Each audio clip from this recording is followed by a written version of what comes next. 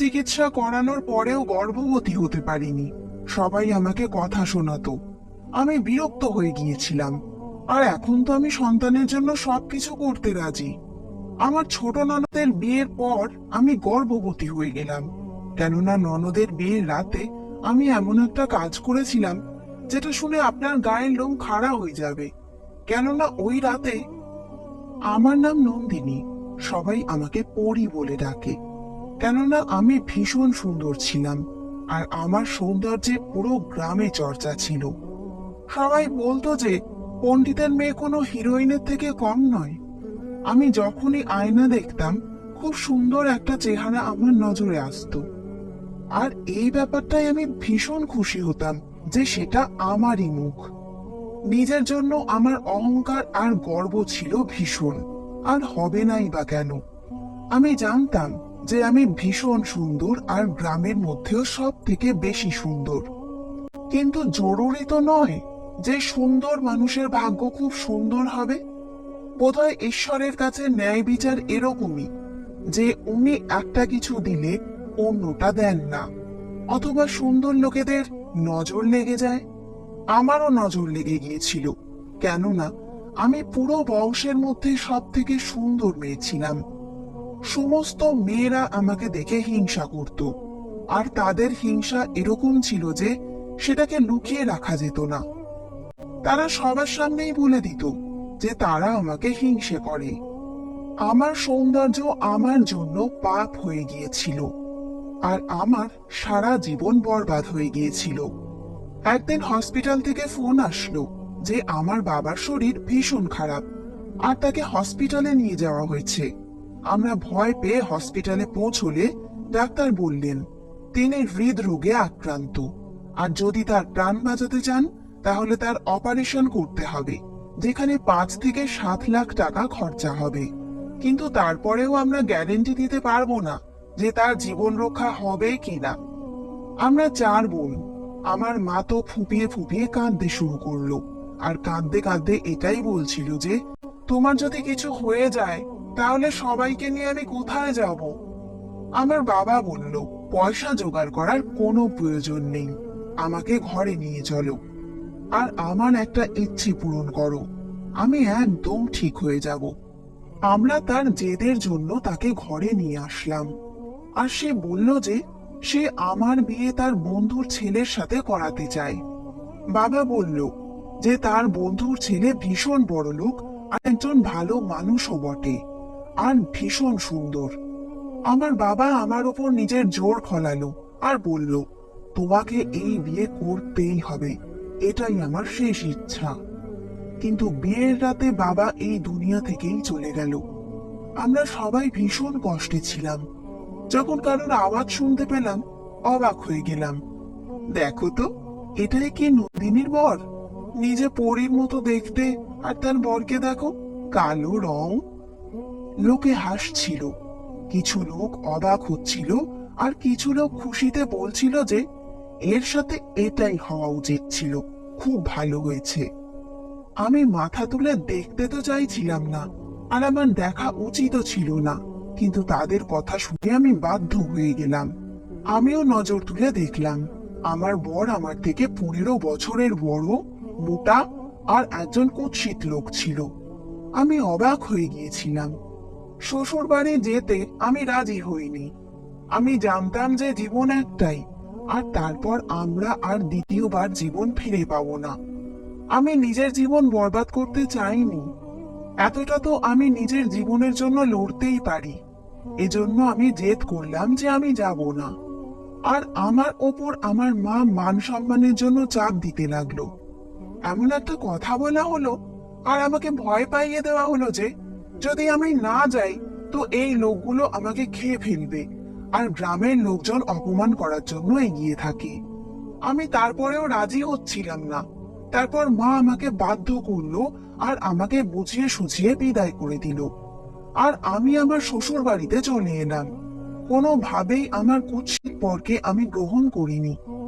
মা আমাকে বুঝিয়েছিল যে যদি মহিলারা কিছু নাও পারে, তাহলেও সব থেকে প্রথমে তার নিজের বরকে খুশি করা উচিত। যদি সে নিজের বরকে খুশি না রাখে, তাহলে সে নিজে কখনো খুশি হতে পারবে না। আমি আমার জীবনে আর সমস্যা চাইছিলাম না, আর বাধ্য তো আমি প্রথমেই হয়ে গিয়েছিলাম।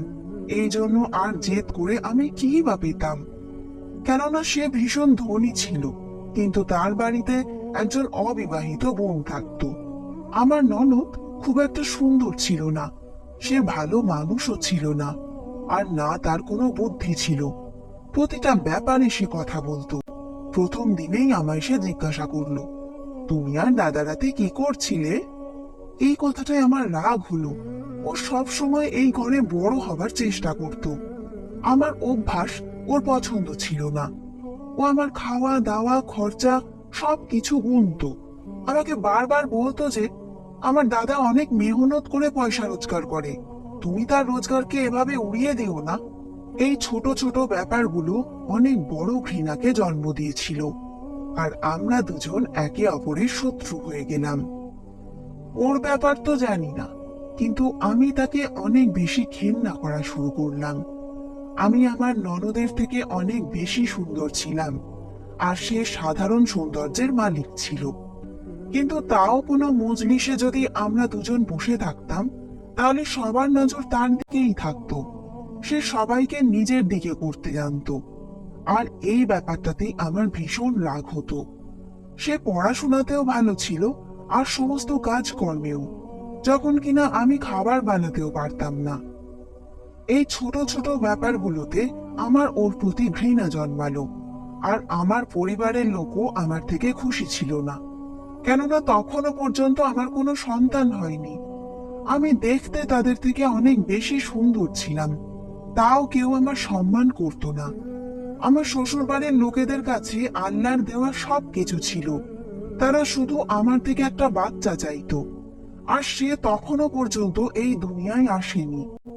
একবার আমি আমার বরের মাসিকে এটা বলে দিয়েছিলাম যে আমার মধ্যে তো আর কোনো অসুবিধা নেই, নিজের বোনপোর খোঁজ নিন যে কেন এখনো পর্যন্ত কোনো সন্তান হলো না। এটা ওই পরিবারের জন্য অনেক বড় ব্যাপার ছিল। সেখানে কোনো বউ এরকম কথা বলতে পারতো না। তাও তারা সবাই আমাকে ভালোবেসে বোঝালো, কিন্তু আমি এই ব্যাপারটা খারাপ ভাবে নিয়েছিলাম। আমার ননদ খুব ধনী ছেলেকে বিয়ে করেছে, এ নিয়ে আমি রাগ করেছিলাম। আমি চেয়েছিলাম যে সে একটি গরিব বাড়িতে যাক, কারণ সে প্রায়ই আমার গরিব অবস্থা নিয়ে কথা বলতো। যাই হোক, এটা কি এমন বড় ব্যাপার ছিল? যদি সে ধনী হয়, তবে এইসব আমার স্বামীর উপার্জন থেকেই তো হচ্ছে। স্বামীর কাছে টাকা না থাকলে আমি এক সপ্তাহ তার সঙ্গে থাকতে পারতাম না।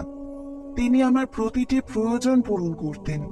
তিনি আমাকে এত সোনার অলংকার দিয়েছিলেন যে কোনো মহিলার এত নকল গয়নাও নেই। এই কারণে এইসব ভেবেই আমি আমার জীবনে কিছুটা সুখী হতাম। কিন্তু সন্তানের ব্যাপারে আমি খুব চিন্তিত ছিলাম, কারণ আমাকে সেই ঘরে আমার পা শক্ত করতে হবে তো। কারণ একজন পুরুষের যদি সম্পদ থাকে, তাহলে তার মেয়ের অভাব হয় না, তাতে সে যতই কুৎসিত হোক না কেন। বলা হয় একজন ধনী মানুষ কখনোই কুৎসিত হয় না। না আমি আমার ননদের ভালো সম্বন্ধ আশাকে আটকাতে পেরেছিলাম, না আমি এই সম্বন্ধ হওয়াটাকে আটকাতে পারলাম। এখন প্রতিশোধ নেওয়ার জন্য আমার কাছে ছোট ছোট কথাই বাকি ছিল। আমি ভেবে নিয়েছিলাম যে আমি তার বিয়েতে এমন পোশাক পরবো যে সবাই আমাকেই দেখবে, সবার মনোযোগ আমার দিকেই থাকবে, এবং সবাই ভাববে যে এই কোনে বউ তো কোনো কাজেরই না, ওর বৌদি যদি আমাদের বাড়ির বধূ হয়ে যেত ভালো হতো।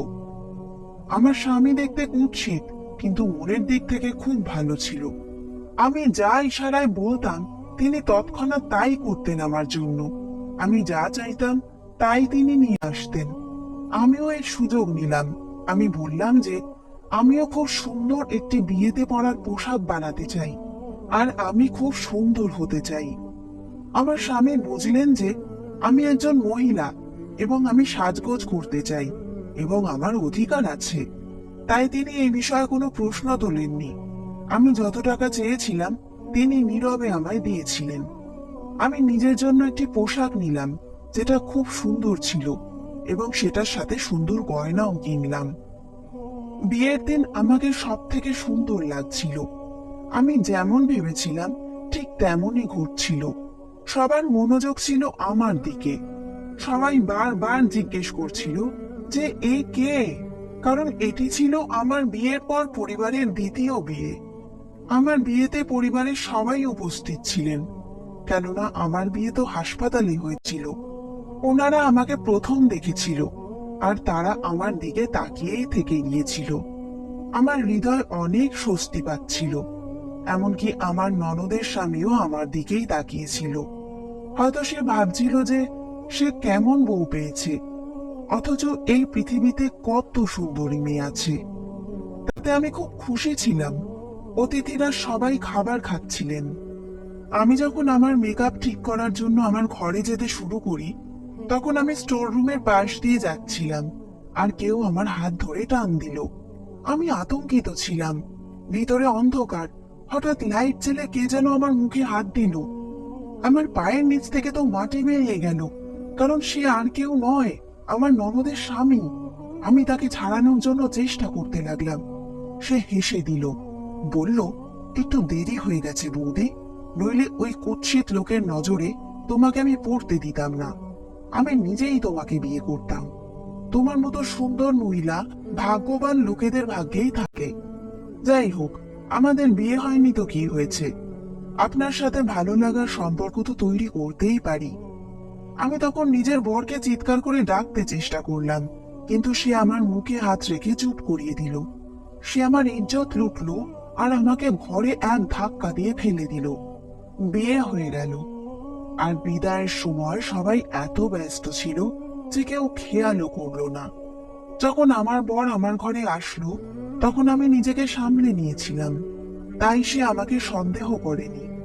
আমি এটা বলে তাড়াতাড়ি শুয়ে পড়লাম যে আমার ভীষণ ক্লান্ত লাগছে। পুরো রাত আমি কাঁদতে লাগলাম, ভাবতে লাগলাম যে এবার কি হবে। আমার সাথে খুব বাজে হয়েছিল, যেটা হওয়া উচিত ছিল না। এটা তো আমারই ভুল ছিল, কেননা আমি সেজে গুজে ঘুরে বেড়াচ্ছিলাম। আমি তো প্রথমেই সুন্দর ছিলাম, উপর থেকে আমি যখন তৈরি হয়েছিলাম আরো বেশি সুন্দর লাগছিলাম। আমার জায়গায় যে কেউ হলে তার মাথায় এতটা বুদ্ধি থাকতো যে তার এরকম করা একদম উচিত হয়নি। আমি যদি এই কথাটা কাউকে বলতাম, তাহলে সে সাথে সাথে বলতো যে সেটা আমারই দোষ ছিল, আর সবাই আমাকে বাজে বলতো, কেননা আমার ব্যবহার এই বংশে সবার সাথেই খারাপ ছিল। কেউ আমার সাইড নিয়ে কথা বলার মতো ছিল না। এজন্য আমি এ ব্যাপারে আমার মুখ বন্ধ করে দিলাম। মন তো চাইতো যে এই কথাটা কাউকে বলি, আর নিজের হৃদয় হালকা করে দিই, নিজের মাকে বলে দিই। কিন্তু আমার মায়ের সাথে আমার সম্বন্ধ ভালো ছিল না। সে আমাকে বাজে মহিলা ভাবতো। যদি আমি এটা বলে দিতাম যে ওর বর আমার সাথে এইসব করেছে, তাহলে তার ঘর বরবাদ হয়ে যেত, কিন্তু সাথে আমার ঘরও বরবাদ হয়ে যেত। আমি খুব বাজেভাবে ফেঁসে গিয়েছিলাম। না জানি আমি কিসের শাস্তি পাচ্ছিলাম।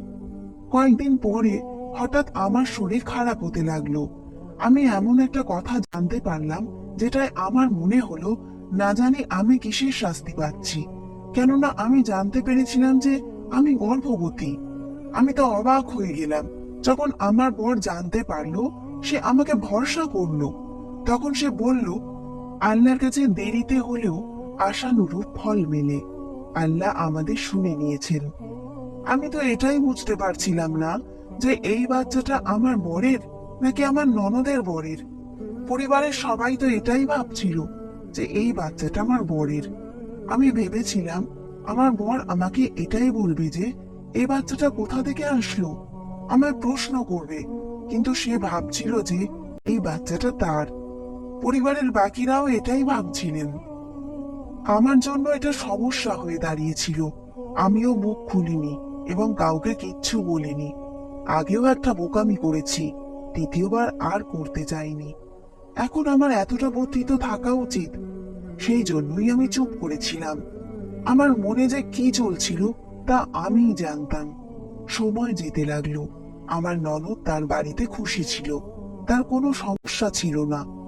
আমার ননদের বিয়ের ঠিক 9 মাস পর আমি এক চাঁদের টুকরো ছেলের মা হয়ে গেলাম, আর আমার ননদের ঘরে একটি কন্যা সন্তানের জন্ম হয়। পরিবারে আনন্দ উদযাপন করা হয়, সবাই খুব খুশি হলো। আমার ননদের স্বামীর অবস্থাও আমার মতোই ছিল। কার সন্তান তিনিও তা জানতেন না। এখন আমি তার চোখে অনুশোচনা দেখতে পাচ্ছিলাম। আমার ছেলেকে দেখলে তার চোখ নিচু হয়ে যেত। সে কয়েক বছরের জন্য বাইরে চলে গেল, যেন সে পালিয়ে গেল। তার চলে যাওয়ার 20 বছর কেটে গেছে এবং আমাদের বাচ্চারা বড় হয়ে গেল। আমার স্বামী আমার চেয়ে 15 বছরের বড় ছিলেন, তাই তিনি এখন অসুস্থ হয়ে বিছানাতেই সীমাবদ্ধ ছিলেন। তার স্বাস্থ্য আগে খুব খারাপ ছিল, তাই আমি তার অনেক যত্ন নিতাম, কারণ এখন আমি অনেক বদলে গেছি। তিনি বলতেন, তুমি খুব ভালো বউ। আমি এই কথা বিশ্বাস করিনি।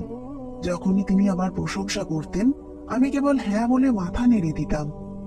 আমাদের ছেলে মেয়েরা যখন বিবাহযোগ্য বয়সের হয়ে গেছে, তখন সবাই ভেবেছে তাদের দুজনের বিয়ে দেওয়া হবে, কারণ তারা নিজের ভাই বোন নয়, এবং তাদের বিয়ে করার চেয়ে ভালো সম্পর্ক আর কি বা হতে পারে। এই কথা শুনে আমার মন কেঁপে উঠল, কারণ সে আমার ননদের স্বামীর ছেলে, তাই সে সম্পর্কে ননদের মেয়ের নিজের ভাই হয়। আমি কিভাবে এমন নৃশংসতা করতে দিতে পারি? এটা তো পাপ। আমি এটা হতে দিতে পারতাম না, আর হাতের উপর হাত রেখে বসে থাকতেও পারছিলাম না। কিছু না কিছু তো আমাকে করতেই হতো। আমি এই বিয়েতে রাজি হইনি। আমি আবার একবার পরিবারের কাছে খারাপ হয়ে গেলাম। সবাই বলল আমি আমার ননদকে পছন্দ করি না, এই জন্য নিজের ছেলের বিয়ে দিতে চাইছি না।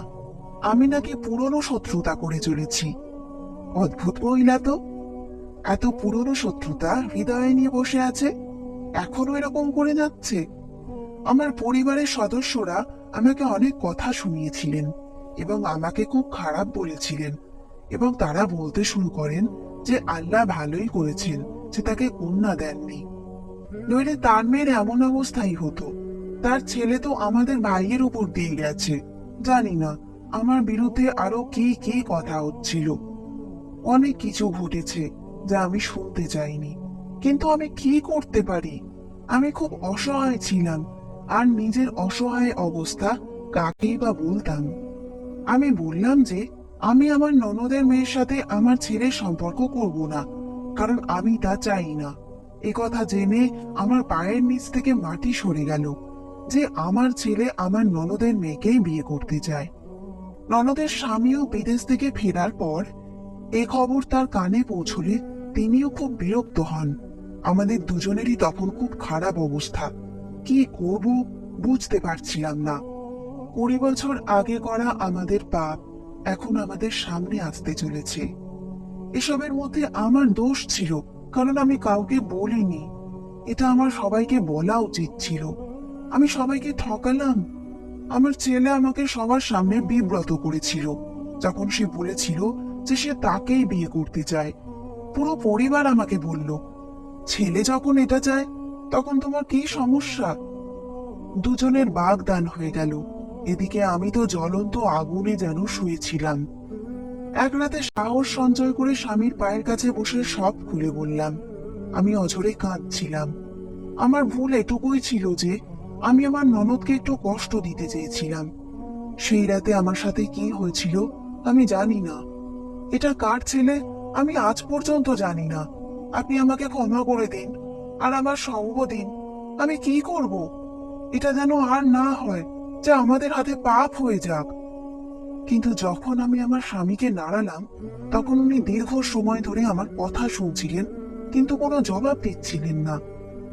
আমার পায়ের তলা থেকে মাটি সরে গেল। আমার বর এই দুনিয়াতেই ছিল না। আমার কথাও তিনি শোনেননি।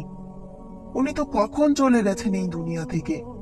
আমি ফুপিয়ে ফুপিয়ে কাঁদতে লাগলাম, কেননা এবার আমার সাহায্য করার মতো কেউ ছিল না।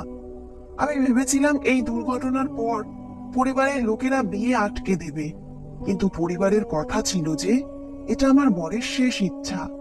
এর সাথেই বিয়ের অনুষ্ঠান খুব তাড়াতাড়ি করে দেওয়া উচিত, আর বিদায় 2 বছর পর করা যাবে। একটাই রাস্তা বাকি ছিল। আমি আমার ননদের স্বামীকে ফোন করলাম আর তাকে দেখা করার জন্য বাড়ি ডাকলাম। সেও এই চিন্তার মধ্যে ছিল আর চাইছিল যে আমরা নিজেদের মধ্যে কথা বলি। আমি তাকে বললাম যে তুমি আমার উপর যে অত্যাচার করেছিলে, এবার সেগুলো আমাদের সন্তানের সামনে আসতে চলেছে। এখনো সময় আছে। সত্যিকারের পুরুষ হও, আর সবাইকে সত্যিটা বলো। কিন্তু সে এখনো ভালো কিছু করার জন্য তৈরি ছিল না। কেননা এই সেই লোক ছিল যে আমার ইজ্জত নিয়েছিল। সে পরিষ্কারভাবে বলে দিল, আমি আমার মুখ খুলবো না, না হলে আমার ইজ্জত মাটিতে মিশে যাবে। যে লোকটা নিজের বিয়ের রাতে অন্য কোনো মহিলার, অন্য কারোর বউয়ের সম্মান নষ্ট করতে পারে, তার থেকে কি বা আশা করা যায়? বিয়ের দিন এগিয়ে আসতে শুরু করেছিল, আর আমি ভীষণ চিন্তায় ছিলাম। আমি একটা সিদ্ধান্ত নিলাম।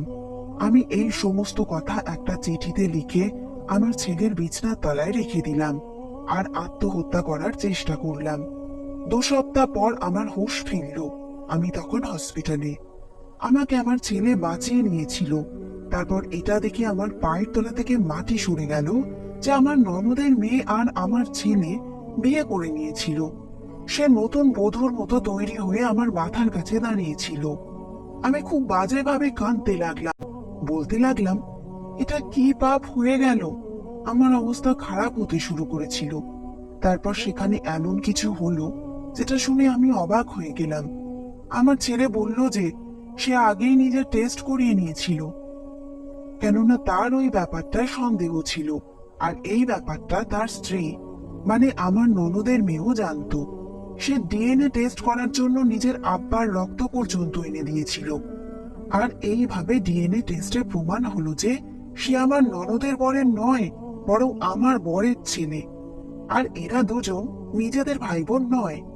আমার এমন মনে হচ্ছিল যে কেউ আমার মাথার উপর থেকে অনেক ভারী বোঝা নামিয়ে দিয়েছে। আমি হাত জোর করে সবার কাছে ক্ষমা চাইলাম, আর এই বংশ আমার সঙ্গ দিয়েছিল আর বলল যে তোমার কোনো ভুল ছিল না, ভুল সেই লোকটার ছিল। সমস্ত পরিবার আমার ননদের বরকে অনেক বাজে কথা শোনালো, আর তার অনেক অসম্মান হলো, আর সবাই তার সাথে সম্পর্ক বয়কট করলো, আর সে শহর ছেড়ে চলে গেল। আমার বৌমা আর আমার ছেলে আমার সাথে ঘরে থেকে গেল। বলতে হবে যে আমার বৌমা একদম আমার ননদের মতো একজন ভালো মানুষ, যে আমার খেয়াল রাখতো। জানি না কি কারণে আমায় ছাড় দেওয়া হলো, যখন এত বড় কথা সবার থেকে আমি লুকিয়ে রেখেছিলাম আর কারোর খারাপ ভেবেছিলাম। কখনো কখনো জীবন আমাদের সাথে এটাই করে, এবং আমরা একটি খুব খারাপ পরিস্থিতির মধ্যে আটকে যাই। কিন্তু এটা আমার জন্য ভালো ছিল যে আল্লাহ আমাকে রক্ষা করেছেন। নইলে জ্ঞান ফিরলে দুঃসংবাদ শুনে মরে যেতাম বা অজ্ঞান হয়ে যেতাম। আল্লাহই মানুষকে ক্ষমা করেন, মানুষ অন্য মানুষকে ক্ষমা করে না। আমি দিনরাত আল্লাহকে ধন্যবাদ জানাই, কারণ আমার ভাগ্য খুব খারাপ হলে এমন কিছু ঘটতো যা আমরা কখনোই ঠিক করতে পারতাম না, এবং আমরা সবাই পাপী হতাম এবং আল্লাহর সামনে যেতে পারতাম না।